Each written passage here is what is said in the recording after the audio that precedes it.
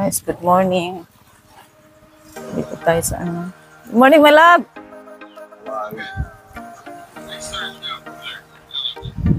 Dito tayo, guys. Vlog tayo. This morning. Morning. Look at that. Nice views here. Vlog na ako, guys. Stretch. Ano ba sasabihin ko? Pero guys, medyo mahangin lang dito, guys. Dito lang ako mag-vlog eh. Yung asawa ko sa ano.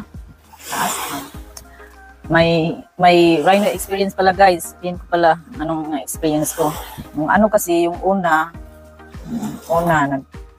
I do some research muna bago ako mag-decision. Kasi ano, guys, ito kasi, guys, yung rhinoplasty ka, like surgery, plastic surgery, something like that.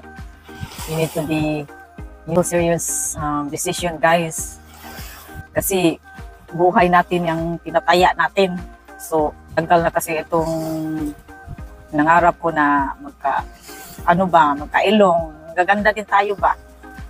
Then, so, decision ako na ask ako sa asawa ko kung pwede ba. Sabi niya, wag na, you are so already beautiful.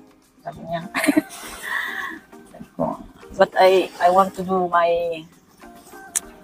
to change something on my face because I look ugly. Ko sa kanya. Okay, mahal. So yun, you are happy. And sinusuportaan naman niya ako. Sabi niya, okay, I will look after you. Okay. And then, happy naman siya. So, ito, punta namin sa Pilipinas.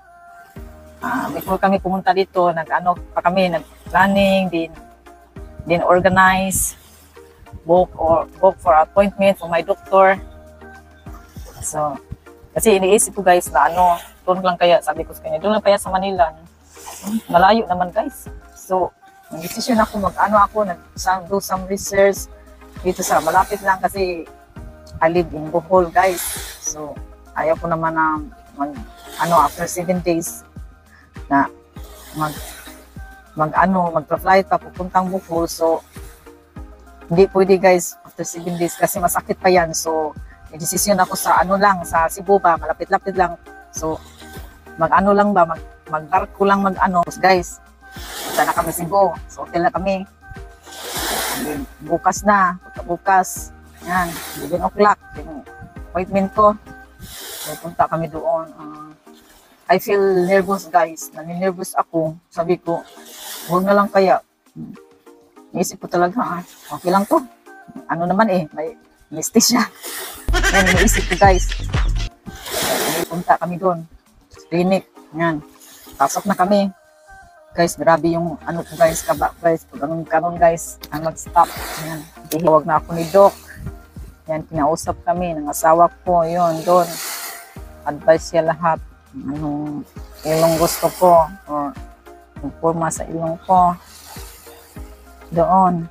Sabi niya, ang dami niyang guys, sabi niya dito daw kunin kunti yan, tanggalin kunti dito ba kasi para pag matawa ka hindi magwa-wide yung ilong mo. So ang dami niyang suggest sa akin, guys.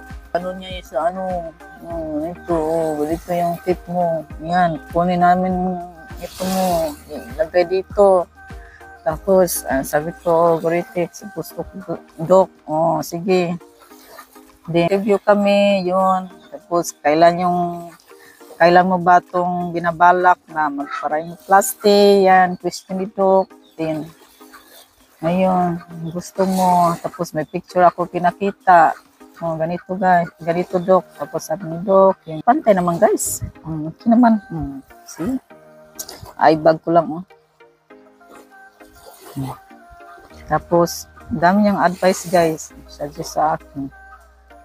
Then, yung guys ba, parang, naman ako, nag-trust naman ako sa kanya ba kasi dami naman yung customer na maganda man ng ilong. So, I trust him.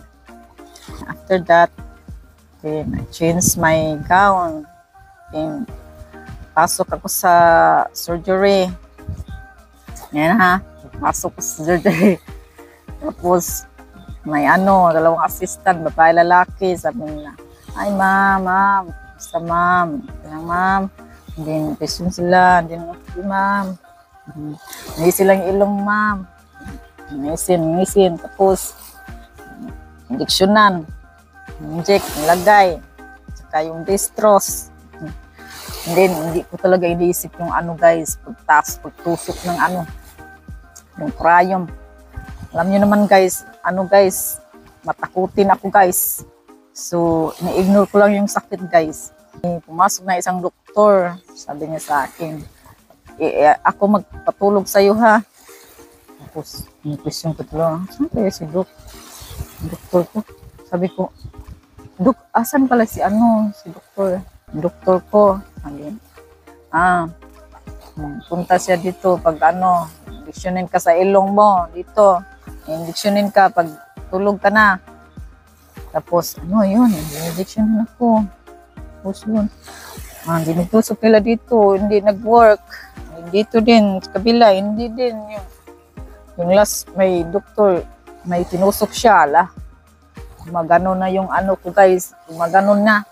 Sabi ko kay Dok, sabi ko yung nagpapatulog ba sa akin, sabi ko, guys, ang bilis lang guys, I feel like dizzy. Sabi ko kay Dok, tuyok na yung ko Dok, gumagano na yung pananaw ko. Sabi ni Dok, yan na yan, tulog ka na yan. Sabi ko nga kay Dok, paano hindi ako makakatulog Dok?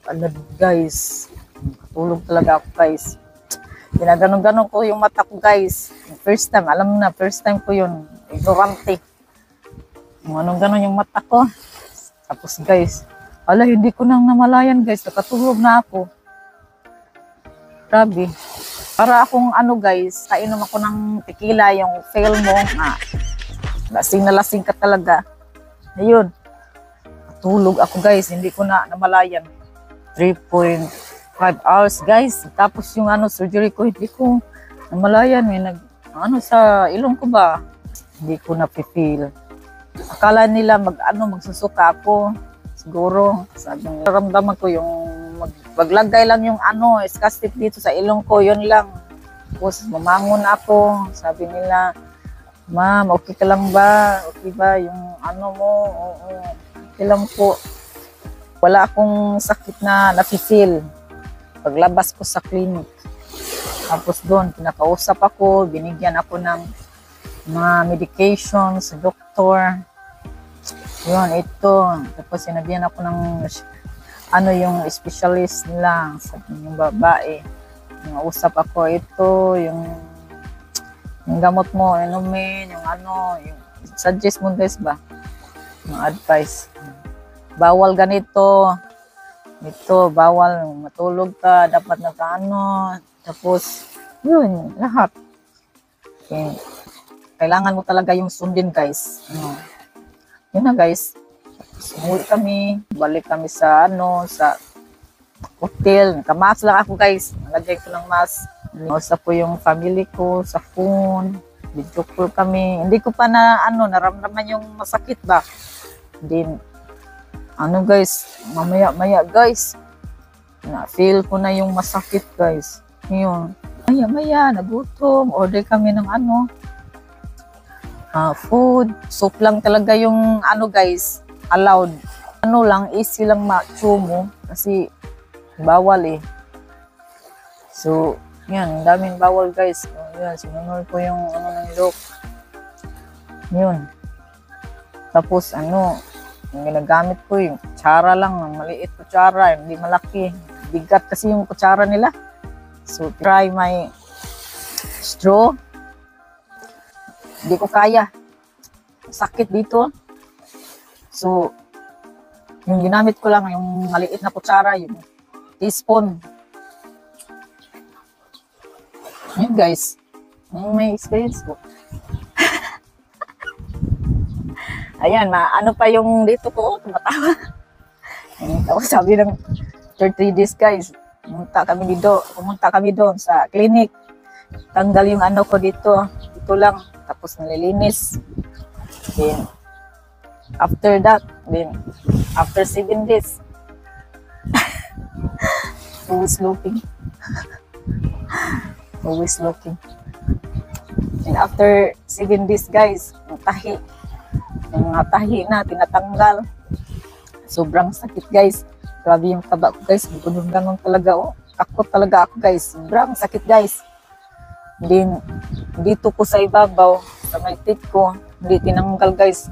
Parang natakot na yun. Siguro yung ano ba, tanggal. Dalawang tahi na lang kasi dumudugo pa yung ano ko, yung tip ko sa ibabaw. Mahirap tanggalin. Sobrang sakit, guys. Sakit. Lahat ng sakit. Kasi 7 days pa eh. So doon, ano naman kami, nag-book na naman kami ng appointment. Sa 29. Balik kami. Umuwi muna kami dito, nag-fiesta. So, 29 kami, bumalik. Alam niyo guys, first day ha, sa first day lang, grabe. Yung mata ko, swollen talaga guys. Grabe. Swollen, 2 days, 3 days, to 3 days guys. Then, ayaw talaga bumuka yung mata ko guys. Grabe guys. Patulong ako pag 3 days. Ko ba, dito yung mata ko. Ayaw talaga bumuka. Ganun ko guys. Spray ko sa eye wash. Para lang bumuka. Kapag mag-ibutong ako, mag-CCR, tawag ko yung asawa ko sa isang gabi. Nagaling araw. Yung asawa ko, mahal, help me please, go to CR. Ganyan. Urid talaga siya guys. Kasi sobrang sakit yung tail ko. Grabe guys. Sakit. Buti na lang nandyan siya. Tulong ko. Ngayon, for this guys, buka-buka na siya kunti. Unti-unti na siya bumubuka ba. In 5 days, buka-buka na siya. Pero, na-feel ko pa yung parang may piskap ka ba. Then yun. Then 6 days, okay siya. Pero, pa guys, parang nagsisipon talaga ako guys. Nagsisipon. Normal lang daw yan eh. Normal. Tumutulo, sama yung dugo-dugo. Yun. Gumagamit ako ng salin, yung spray, nasal spray. Para yung black. Grabe guys, yung black ng ko. Kapag nag-ano ka ng swallow kang saliva o inom ka ng tubig guys, ang hirap. Lagi na lang yung black guys. Kain, hirap guys, maghanap. After 7 days guys, grabe. Na ginawa na kaunti ba. Pero mahirap pa rin pag ganun ka, mahirap pa rin guys. Yan, tinitiis ko talaga guys, para lang ingat lang talaga sa ilong guys. Every day. Sa ingatan mo lang yung ilong guys. Make it safe. Kuhan na tayo, maglendo yan. Matag-vlog. Sunod na po vlog. If you have any question guys, just comments below. Or you want more any video, just click the bell para sa mga post ko. Guys. Ganda dito. Alright, thanks for watching. Bye.